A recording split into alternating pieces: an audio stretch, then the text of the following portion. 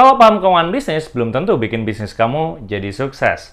Tapi, kalau nggak paham keuangan bisnis, itu bakal bikin sebuah bisnis itu sulit bertahan. Nah, dengar keuangan bisnis, itu biasanya orang udah takut dan bingung. Tapi tenang, pada video kali ini kita akan bahas mulai dari dasar keuangan bisnis itu sendiri, dan kenapa harus kita paham keuangan bisnis. Nanti konsep basicnya kita akan coba ada studi kasus dan hitungan sederhananya biar makin paham. Dan di akhir kita harus tahu nih gimana kita meresponi terhadap keuangan bisnis ini. Sebagai pebisnis, apa yang harus kita lakukan.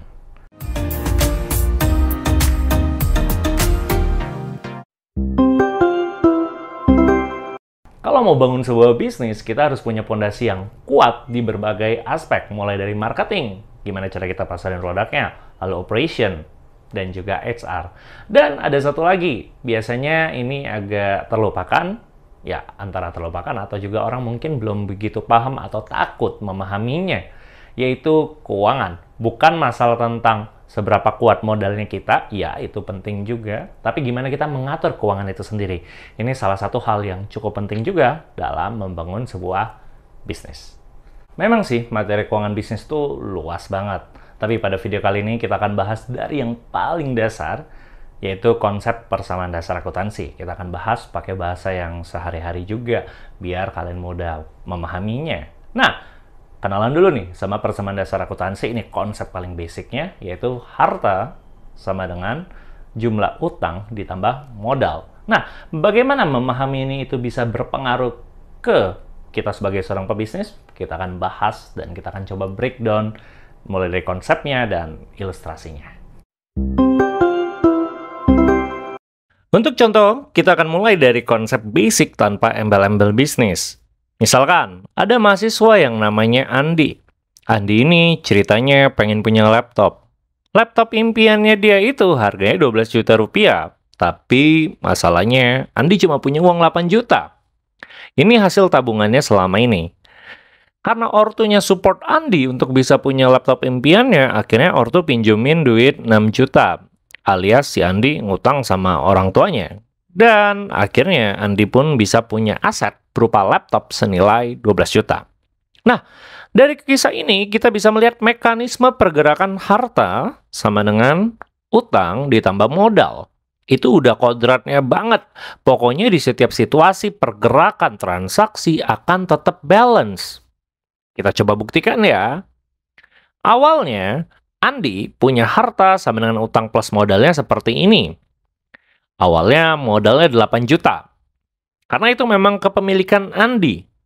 Tanpa utang, utangnya 0, dan dia punya uang tunai 8 juta. Jadi balance ya, uang tunai 8 juta aset, lalu utang plus modalnya 8 juta dari modal. Lalu Andi dipinjemin uang 6 juta. Artinya, utangnya nambah 6 juta. Jadi, utangnya 6 juta, modal 8 juta, utang plus modal itu 14 juta rupiah. Tapi kalau kita lihat di sisi kirinya atau di sisi harta, ya asetnya senilai 14 juta. Semuanya uang tunai. Lalu, Andi akhirnya pergi ke toko laptop dan beli laptop senilai 12 juta. Kita lihat lagi nih, pergerakannya di persamaan dasar. Akhirnya, asetnya, uang tunainya berkurang, sisa 2 juta doang. Karena kan dia belanja laptopnya 12 juta tuh.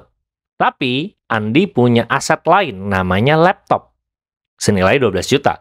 In total, aset Andi 14 juta.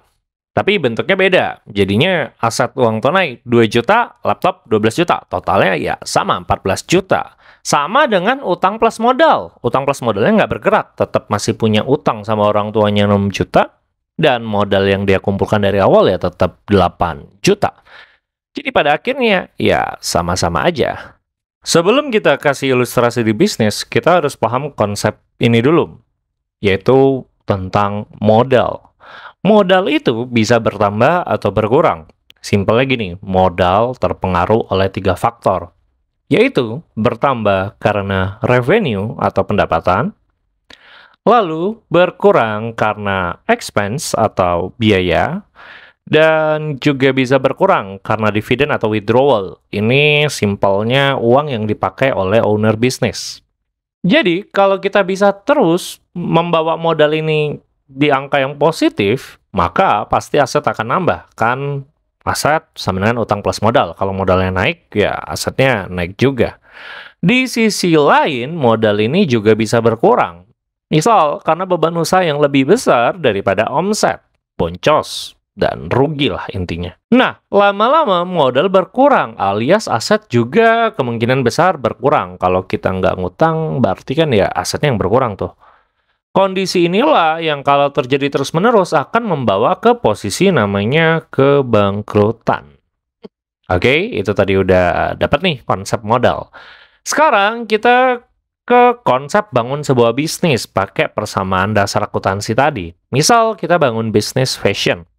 Konsepnya gini, awalnya kita mulai dari sejumlah modal. Let's say kita gambarkan modal ini sebagai 2 poin.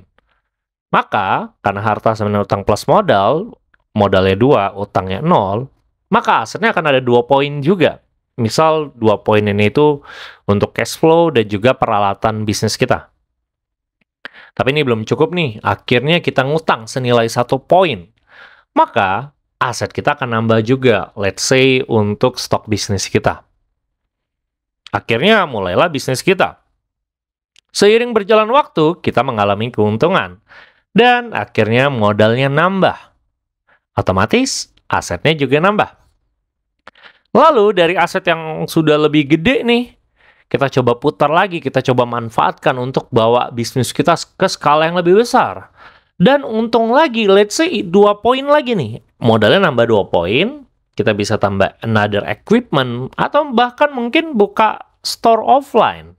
Nah, kurang lebih beginilah yang akan ada dalam perputaran keuangan pada sebuah bisnis yang awalnya modalnya kecil, terus punya aset, diputar, dimanfaatkan, modalnya meningkat, dan asetnya bertambah dan lama-lama makin gede.